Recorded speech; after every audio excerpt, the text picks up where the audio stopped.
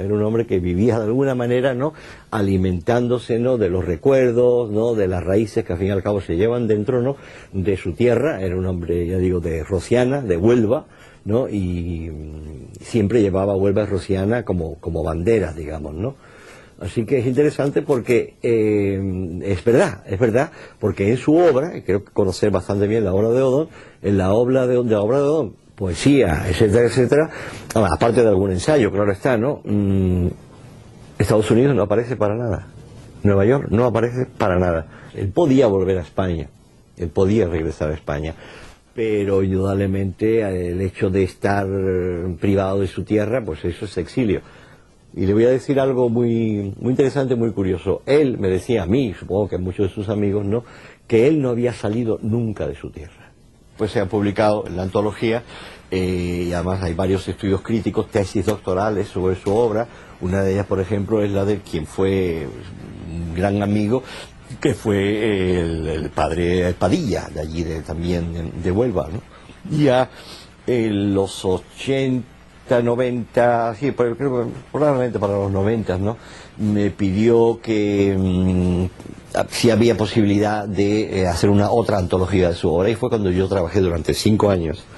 Durante 5 años trabajé en este libro que se llama Odón Betanzos Palacios, o La integridad del árbol herido. Y es un libro donde se recoge parte de su obra. Hay cuentos, hay, cuentos poco, hay mucha poesía, hay parte de la novela y después hay ensayos. La novela es una especie, como te diría, de protagonista. El protagonista es un Dios dado, es Dios dado de lo alto, juega un poco con el nombre, ¿no? Y es una especie de Jesucristo, de Cristo, del nuevo Cristo, que viene a España, ¿no? Y entonces se desarrolla la novela, novela larga, que tiene además muy bien momentos líricos muy interesantes, ¿no? Y después está su poesía yo creo que donde más se nota quizás, o sea, él lo que veía era que estábamos viviendo una época terriblemente pesadillesca, ¿entiendes? Es decir, que se había perdido, que vivíamos sin horizontes, y desde luego él siempre cuando volvía de España, ¿no?, siempre decía que sí, que materialmente estaba muy mejor, ¿no?, el país estaba mucho mejor, pero que desde el punto de vista, digamos, filosófico, anímico, psicológico, etcétera, él veía que había problemas muy grandes y que en realidad habría que luchar contra eso. Creo que se refería más bien a una superficialidad en la gente, cosa que antes, según él, no existía o existía menos.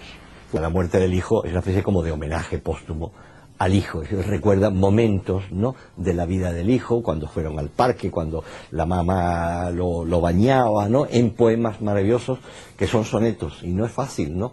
No es fácil sujetar, encorsetar, ¿no?, las emociones en una estructura poética tan cerrada, ¿no?, tan exacta como es el soneto.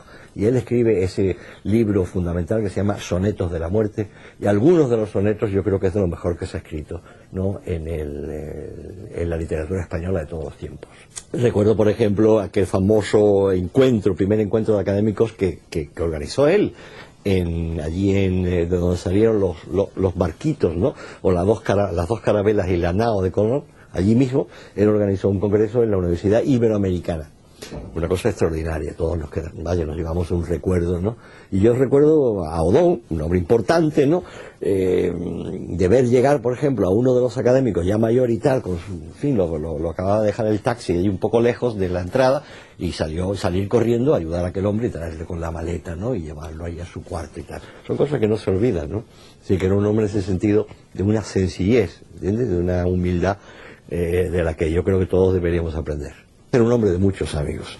Hoy en día yo voy a diferentes congresos aquí y allá, y todo el mundo que lo conoció siempre habla de él como un hombre bueno, un poco como Machado, ¿verdad? Antonio Machado siempre se decía como él lo decía él, yo soy, ¿no?, en el mejor sentido de la palabra, un hombre bueno. Eso es lo que era Odón. Yo creo que la bondad era quizás, ¿no?, su virtud más principal, y todo eso irradiaba, ¿no?, pues la amistad que era tan importante para él siempre, y tenía muchísimos amigos que siguen recordándolo, Consiguió no recuerdo el año, pero consiguió el premio Vasconcelos. El premio Vasconcelos, ¿no? Es bastante importante en Latinoamérica, y lo consiguió él. Yo estaba muy orgulloso de ese premio, lo mencionaba, ¿no? Porque también lo han recibido tal y tal y tal y tal y tal. Tenía otra condecoración, ¿no? Como hijo predilecto de Nueva York y cosas de esto, o sea que realmente en ese sentido, bueno, no acabaríamos nunca, ¿no? La cantidad de condecoraciones. Además, no era un hombre que viviera para los premios ni nada, ¿no?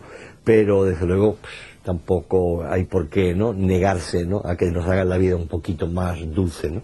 Pues simplemente que en el sentido, por lo menos en la cuestión de la academia, que no tenía que preocuparse, ¿no? No tenía que preocuparse porque la academia ha seguido, en otras palabras, que la semilla que él sembró, de alguna manera, ¿no?, ahora, al cabo de los años, ¿no?, están brotando, ¿no? Y yo creo que es importante porque en aquellos años quizás no se veía así, pero hoy en día, ¿no?, la academia norteamericana, de la que él fue tantos años, ¿no?, de la que fue director, pues hoy en día yo creo, ¿no?, que está considerada como una de las academias más dinámicas dentro de la asociación de academias, etcétera.